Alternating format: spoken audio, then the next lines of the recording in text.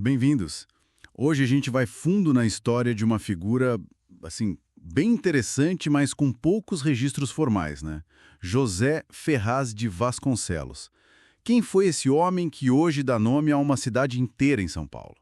Olha, a nossa referência principal são partes de um livro sobre ele. Foi uma pesquisa de quase 25 anos, viu? Tentando juntar as peças desse quebra-cabeça, porque, assim, tem pouca coisa oficial nos arquivos. O autor até fala que usou umas licenças poéticas, sabe? Para conectar os pontos onde faltava informação. Entendi. Então o nosso objetivo aqui é tentar captar a essência desse engenheiro, que também era maquinista, e como a história dele levou à criação de uma estação de trem super importante. Bora lá, desvendar isso.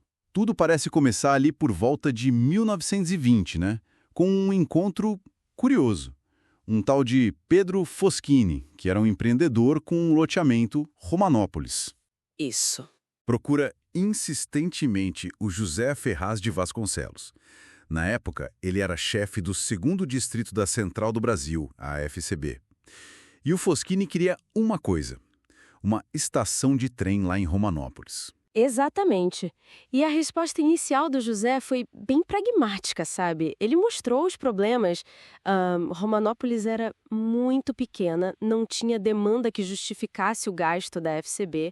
E, além disso, construir estação nem era bem a função direta dele ali. Parece que até um atendente tentou, despachar o Fosquinha. Imagino. Mas o Foschini não desistiu, pelo visto. Como é que ele conseguiu fazer o José mudar de ideia, ou pelo menos ouvir? Foi na insistência mesmo. Ele voltou, levou mapas, sabe? Argumentou sobre o potencial da área, falou das colônias de imigrantes, tinha italiana, japonesa, alemã, uma fábrica de lixas também. E aí, talvez pela persistência do Foschini, né? O José prometeu levar o assunto para os superiores. Mas assim, sem muita convicção no começo. E aí a coisa mudou de figura. Mudou, mas por um motivo meio inesperado. Em 1921, deu um problema técnico lá perto de Romanópolis. Uma erosão que estava ameaçando os trilhos. Aí o José teve que ir até lá. Ah, para resolver o problema da erosão. Isso. Foi para avaliar a situação dos trilhos, mas, claro, aproveitou a viagem para conhecer a tal região que o Foschini tanto falava, né? Faz sentido. E o que ele achou quando chegou lá? Então, era um lugar ainda bem pequeno, incipiente, mas já tinha algum movimento, sabe? O Foschini, claro, ficou super animado com a visita e já começou a apresentar o José para todo mundo como o engenheiro que vai trazer o trem para Romanópolis. Nossa! E o José? Deve ter ficado sem graça. Ficou desconfortável, sim. Tentou até diminuir um pouco a expectativa do pessoal, mas o Foschini estava imparável. Tá, mas e o dinheiro para a estação? A IFCB não ia bancar. Continuava sendo problema. Foi aí, durante essa visita mesmo, que o Foschini fez a proposta ousada. A imobiliária Romanópolis bancava a construção. Com recursos próprios? Opa, isso muda tudo. Mas a IFCB ainda tinha que aprovar, né? Imagino que no Rio a coisa não foi tão simples. Não foi mesmo. Enfrentou resistência lá na diretoria.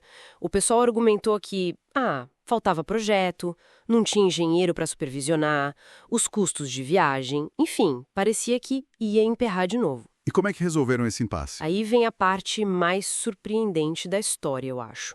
O próprio José Ferraz de Vasconcelos se ofereceu Se ofereceu como? para fazer o projeto de engenharia, de graça, e mais, se ofereceu para supervisionar a obra, pessoalmente, e ainda pagar as próprias viagens do Rio para lá. Peraí, ele se ofereceu para fazer tudo isso, tirar do próprio bolso, sem custo nenhum para a IFCB? Isso é uau! Exatamente.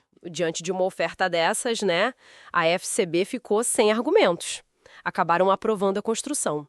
A notícia, claro, virou uma festa enorme lá em Romanópolis. Teve até porco assado e vinho na chácara dos Temporim. O José levou a família toda para comemorar junto com eles. Que reviravolta! Uma história de persistência e iniciativa mesmo. Mas parece que o drama não acabou aí, né? Teve mais coisa. Teve. E foi bem sério. Em 1924, estourou a Revolução Tenentista, aquela que às vezes chamam de Revolução Esquecida. O conflito parou tudo, os transportes, e o José acabou ficando isolado lá em Romanópolis. Nossa! E o pior, Os maquinistas começaram a se recusar a operar os trens na linha Mogi das Cruzes São Paulo. Tava tendo muito tiroteio, era perigoso demais. Situação crítica. E o que o José fez? Ele era o chefe do distrito, né? Pois é. Ele, engenheiro, chefe, decidiu voltar a ser maquinista. Assumiu o comando das locomotivas naquele trecho perigosíssimo entre César de Souza e a Penha, tudo para garantir que a ferrovia não parasse e que o progresso da estação continuasse, imagino. Que atitude! Mesmo sabendo dos riscos, os colegas devem ter avisado. Com certeza avisaram. Mas ele foi assim mesmo. Só que, infelizmente, num desses trajetos, a locomotiva que ele estava conduzindo foi atingida. Uma explosão, estilhaços... Ai, meu Deus. Ele foi gravemente ferido no ombro, mas mesmo assim, sabe, com uma força incrível, ele continuou a viagem. Foi reportando o que aconteceu nas paradas, chegou em Romanópolis completamente exausto e aí desmaiou. Que relato. Forte. Trágico demais. Foi socorrido ali pelo Foschini, levaram ele para São Paulo, mas os ferimentos eram muito graves. Ele não resistiu. Faleceu em 1º de novembro de 1924. Um fim heróico, mas muito triste. E a estação, que era o sonho dele e do Foschini. Então, como uma homenagem, o Pedro Foschini fez um pedido para a Central do Brasil, que a estação, que já estava quase pronta, não se chamasse mais Romanópolis.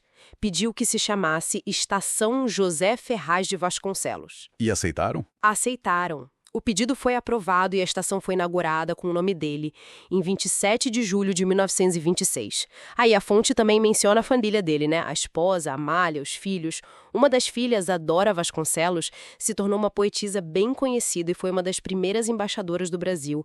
Chegou a trabalhar com o Villa-Lobos. Que legado familiar também. Então, resumindo tudo isso, o que fica é a história de um engenheiro que se envolveu de corpo e alma num projeto comunitário, né, e que superou a burocracia com a própria iniciativa, com o próprio dinheiro, com o próprio risco e, no fim, fez o sacrifício máximo por isso.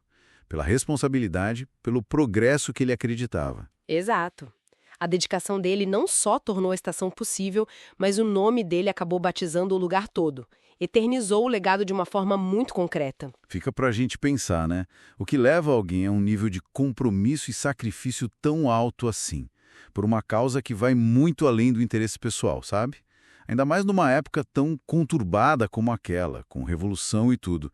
Como que a persistência, a coragem de uma pessoa só, pode mesmo mudar o destino de uma comunidade inteira?